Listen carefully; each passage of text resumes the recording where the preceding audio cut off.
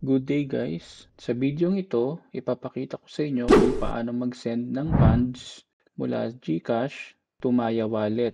Simulan na natin. Mag-login or i-open na natin ang ating GCash account.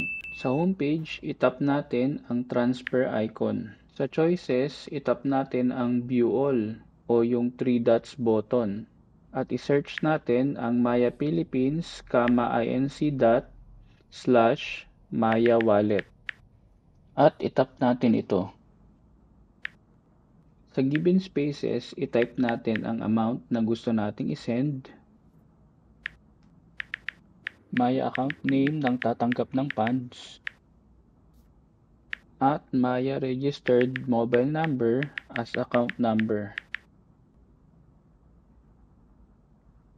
Ang optional na email address kung saan natin gustong matanggap ang receipt. Tapos, i-double check na natin ang account details at itap na natin ang send money. I-double check pa ulit natin ang details at i-check na natin yung box para sa I confirm that the details are correct. Tapos, itap na natin yung pay amount button.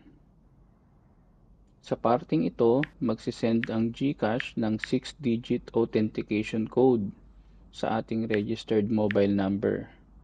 I-enter natin ito sa given space at itap natin ang submit button. So ayan, bank transfer is being processed na daw. So antay lang tayo ng konti. I-refresh lang natin yung Maya app para malaman natin kung dumating na yung funds. At ayun, dumating na nga. So sa experience ko, within few minutes na transfer naman kagad yung amount sa aking Maya wallet. So ayun guys, ganun lang kasimple mag-send ng funds mula sa GCash to Maya wallet. Salamat.